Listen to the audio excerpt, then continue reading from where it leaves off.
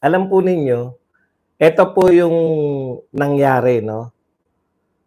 Habang pong nasa siguro opening statement 'yan ng principal o paunang pananalita, yung pinapakita po ng lahat ng video na kumakalat ngayon, siguro napanood niyo na. Kung hindi niyo pa po napanood, panoorin niyo po. Nagsesermon yung principal, bakit daw may mga nakatoga.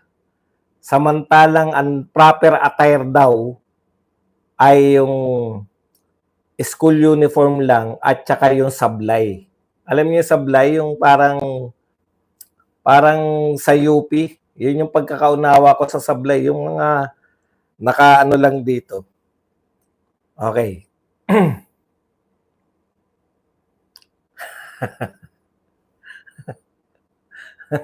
Hindi po, wala po talagang pangyayari ngayon kasi Huwebes Santo ngayon. Pahinga po yung nagbabalita.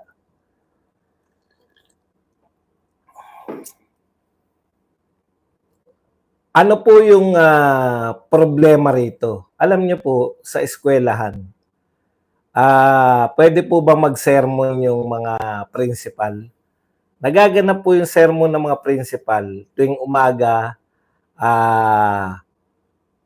flag raising ceremony. Diyan po nagaganap yan. No? May mga binibiling yung principal, minsan nagsesermon para maitama yung mga pagkakamali ng mga estudyante.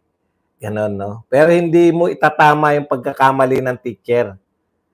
Dapat estudyante lang. Kasi pag teacher, dapat yun sa faculty meeting lang. Hindi mo pwedeng ipahiya yung teacher.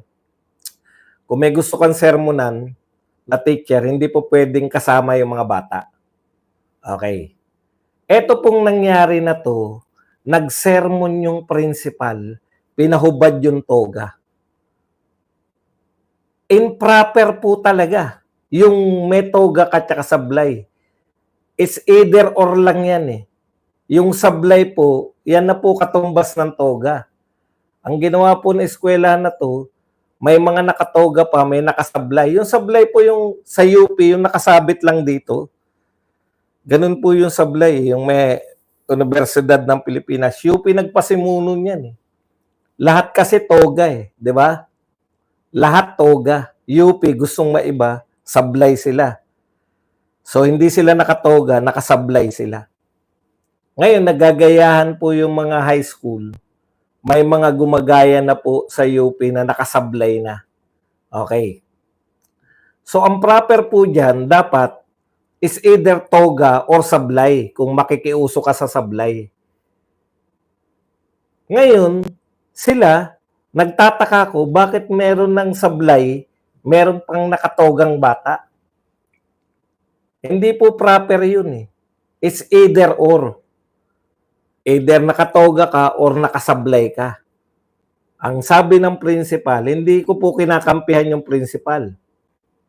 O, parang sash po. Ayan, para maunawaan niyo po yung toga ay yung sablay. Parang sash yun sa mga beauty queen. Yan. Ngayon, ito po, ano po ang mali doon? Ang mali po doon, hindi mo pwedeng nakasablay ka tsaka nakatoga. Parang doble yun, parang nakabarong ka na. Parang sa formal dress po, it's either nakabarong ka or naka-Amerikana. Hindi po pwedeng nakabarong ka tapos Amerikanahan mo. Over na yun. Okay.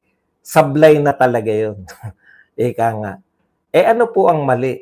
Ang mali po, paano nagtoga yung mga bata? Imposible po, hindi po ako naniniwala na may toga, dalawa yung uniform sa graduation. Kayo po ba nakakita na kayo na dalawa po ang uniform sa isang graduation ng isang eskwelahan? Hindi po dapat nangyayari yun in the first place.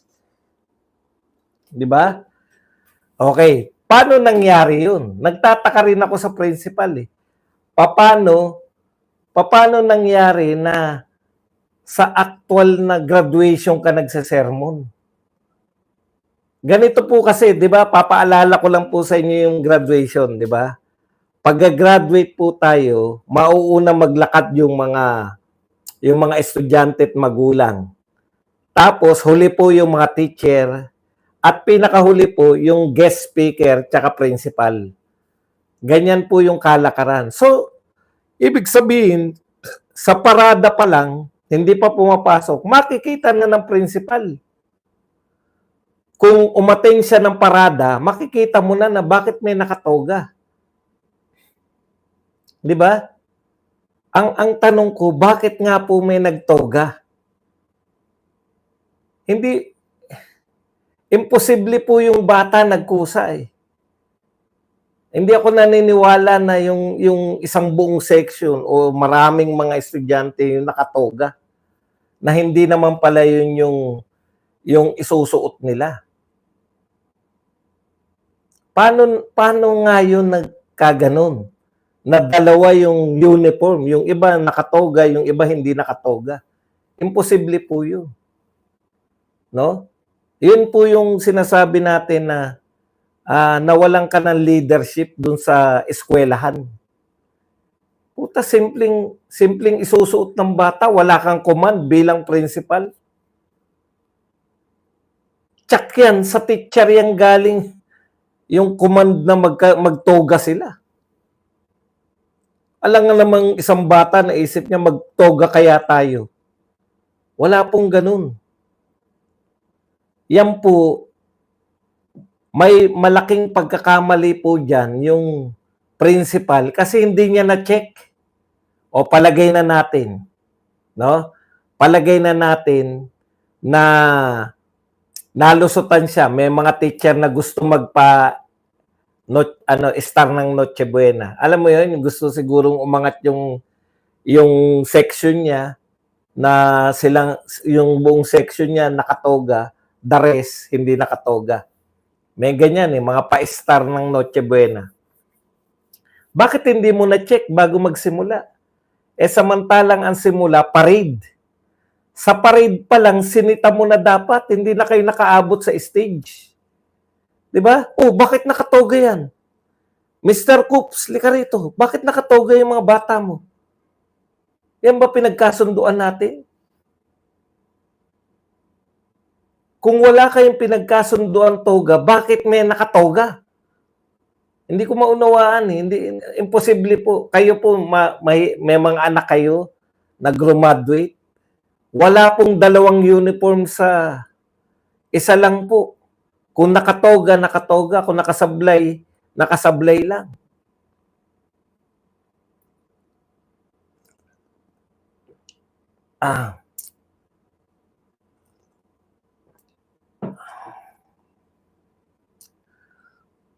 Kaya malaking kasalanan, malaki po yung problema ng principal. Hindi niya napapasunod yung mga teacher niya. Pinag-usapan muna sa homeroom PTA. Hindi po yan, labas na po yan. Pag-usapin po ng graduation, labas po yung per PTA. Ang PTA po, hindi po pwedeng magpasya yung PTA dyan na yung section niya lang ay nakatoga tapos the rest ay hindi nakatoga. Nagsermon. Wala pong nagsasermon. Nakakita na ba kayo nagsasermon sa graduation?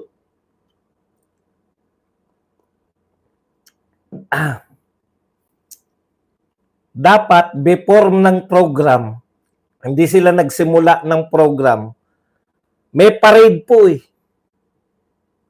Pwera na lang kung late si ma'am. Hindi niya nakita na nakatoga yung mga ibang estudyante. Sa parade pa lang, bakit kayo nakatoga? Mr. Coops, bakit nakatoga yung mga estudyante mo? Ilan ang section na nakatoga? Bakit kayo nakatoga? Pahubarin niyo yan. Putyan, nakaupo na lahat, mga magulang. Badong, paano mo na sigurado na nagsisimula na yung program? Paano kung hindi nakakasigurado, nakaupo na lahat yung bata? Simula na yan. Once na pinapasok sila, pumapasok na po ang mga mag-aaral na magtatapos ng senior high school. kasama ng kanilang mga magulang at pinangungunahan ng kanilang advisor. Simula na po yun. Nakaupo na Nagsasermon yung principal Meron tuloy bata na hindi na nakatiis sa pagsasermon. Minura yung principal. Nakakahiya. Wala pong problema. Wala po akong problema sa nakatoga. Kung nakatoga, dapat lahat.